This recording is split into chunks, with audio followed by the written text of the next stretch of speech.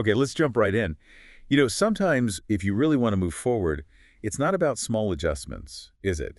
It's more about, well, completely rethinking the whole foundation. Yeah, the systems, the structures, even just the way you're looking at the problem. Exactly.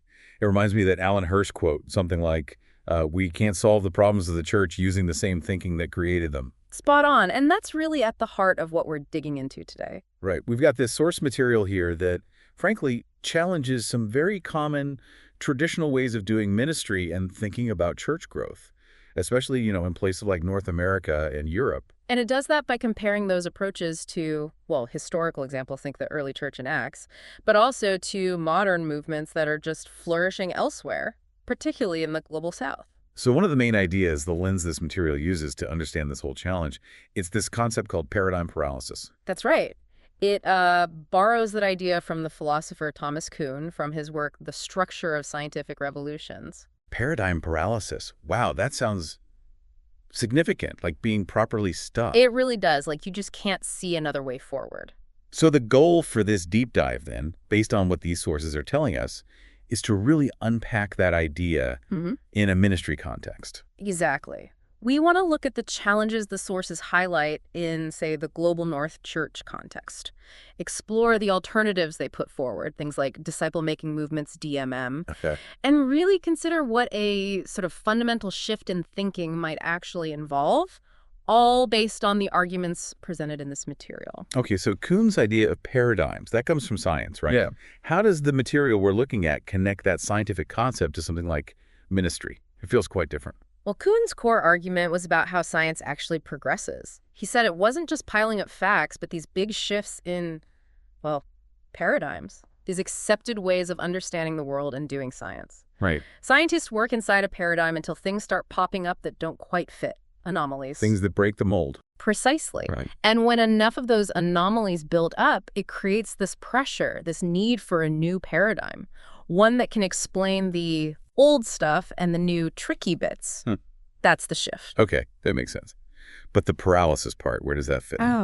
Well, according to Kuhn, the paralysis happens because the new paradigm often uses totally different rules, different methods, maybe even different core beliefs than the old one. It was hard to switch. Incredibly hard.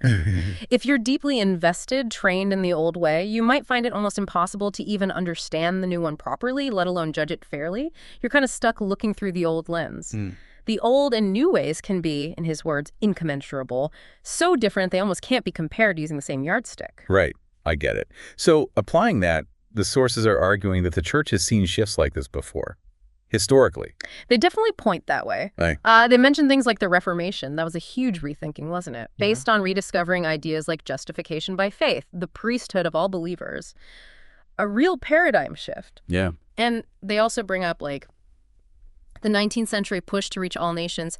And then in the 20th century, understanding nations as people groups, which, they argue, fueled massive growth, other big shifts. So using that framework, what these sources seem to be saying is the dominant way of thinking about church, missions, evangelism, particularly in the global north, it's been around a while, it's had its successes, but now the anomalies are piling up. That's exactly the picture they paint, yeah. Things that just aren't working as expected anymore. Precisely. And the analysis we're looking at, it lists some of these issues, things like the slow decline in cultures like America and Europe, this drift towards more humanistic views. Okay. Also, a widespread struggle, they argue, to consistently make disciples who are both obedient and replicating, people who actually make other disciples. Right, not just converts. Exactly. And maybe an over-reliance on what the sources describe as sort of business-driven models for how we do church community and leadership. It brings to mind that Arthur Jones quote the sources mentioned, doesn't it? All organizations are perfectly designed to get the results they get. Oof, yeah. That perspective really pushes a challenging thought, right? If the results in many global north places are slow decline or trouble-making disciples who multiply, Then the system is set up for that. then the underlying structures, the systems, the thinking, the paradigm is actually perfectly designed to produce exactly those outcomes. It's like looking in a mirror. Wow. Okay. So the way forward that this analysis suggests It feels a bit strange in our world, which is always about innovation, finding the new thing. Yeah, it does seem counterintuitive, but the argument here is that maybe the path forward isn't inventing something brand new. Maybe it's about going back. Back where? Back to what these sources describe as the original blueprint. The model for kingdom growth taught by Jesus and shown so clearly in the book of Acts. The claim is that the global North Church, maybe over centuries, has drifted quite significantly from that original pattern. Okay, so that really sets up the contrast the material draws. On one side, you have these descriptions of places like North America and Europe, where genuine kingdom movement momentum is often described as just embryonic. Yeah, just starting, or very small. Maybe a few exceptions, but generally limited. And on the other side, Yeah. they point to what they call abundant, thriving movements in lots of countries across Africa, Asia, Latin America, and new ones starting up all the time. And these movements in the global south, according to this view, they often trace their roots back to really deep seasons of prayer, sometimes decades ago, and now they're just marked by rapid replication. And the sources make a key point here. To get to that level of multiplication, the people who started these movements often had to build their whole ministry model differently, totally different from the traditional global north ways they might have learned first. Oh, so? They deliberately went straight back to the New Testament scriptures to figure out their approach. And that's where the paradigm paralysis idea really bites, isn't it? Because these global south models, like DMM, they can look, well, really strange, confusing, maybe even wrong if you're looking through that traditional global north lens. Exactly. The sources argue quite strongly that the paradigms, the fundamental ways of thinking behind many traditional global north approaches and those driving DMM are often genuinely incommensurable. Meaning they look at the gospel itself differently, they have different ideas of what church even means or should look like, and crucially, they measure success completely differently. Right. So from the perspective of many standard global north models, this DMM approach often gets described in the material as looking, out of control, maybe dangerous, or simply wrong. But the source material itself, it doesn't really hold back, does it? It makes a pretty strong case for which model it thinks lines up better with the Bible and gets more results, spiritually speaking. Oh, absolutely. It strongly argues that if you judge by, say, faithfulness to biblical teaching and actual spiritual fruit, then the disciple-making movement paradigm, like we see in the global south, is far more consistent with what Jesus actually told us to do, make disciples. Okay. And it's more aligned, they argue, with the patterns we see in the very first church, in Acts. Plus, they see it as empowering ordinary believers much more effectively than the models common in many parts of the global north. That really forces you into some maybe uncomfortable self-reflection, doesn't it? The sources push you to look beyond just what you say you believe, your theology on paper. Yeah, to look at your actual practices, what you do, because that reveals your hidden assumptions, right? The real rules you're operating by. And those might be quite different from what you think they are. And the material gives a kind of framework for this checkup. Compare your biblical assumptions and values, then the ministry models or processes that come from those assumptions, and then this is key, the actual results those practices are producing. So confronting the gap, if there is one. Exactly, the gap between your stated beliefs and the reality on the ground. Okay, let's trace that early church growth pattern the sources pull from Acts. Contrast it with the picture of slower growth or decline they describe elsewhere. What did that explosive growth look like, according to Acts? Right, so the sources walk us through Luke's account. It starts with prayer and waiting, right? Acts chapter 1. Then Pentecost happens, the Spirit comes, and growth kicks off. The 3,000. Yeah, the initial 3,000. But then it says people were being added daily, Acts 2.47. And the pace picks up fast. Many believed, the number was increasingly added, then multitudes of men and women. That's Acts 4 and 5. So it starts with addition, but then it changes gear. Exactly. That's the crucial shift the sources highlight. The language in Acts then moves very clearly from just adding people to multiplying. The number of disciples multiplied significantly, Acts 6. You get priests, Hellenists, Gentiles coming to faith in large numbers, the word of God itself multiplied. And then, importantly, churches, entire communities of believers were increasing in number daily across whole regions, Acts 16.5. Churches increasing daily. That's just a totally different scale compared to how we often measure growth today. It really is. And this accelerating, multiplying growth, according to the sources, it just kept going until whole regions were described as reaching a point of saturation connection with the gospel. Think Acts 13, Acts 19. Right. And the key point this material really drives home is that this isn't just ancient history.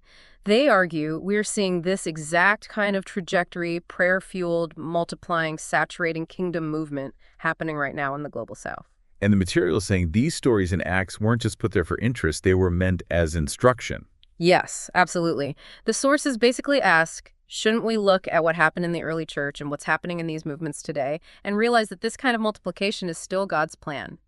Still possible, even in places like the global north. And shouldn't seeing that possibility will ignite some passion, make us seriously question the limitations, the maybe broken paradigms, as they put it, that might be holding things back in our current models. Okay, so stepping back a bit from this deep dive, the core challenge the source material throws down is this. Maybe the established ways of doing ministry in places like the global north, even if they worked before, are kind of hitting a wall now.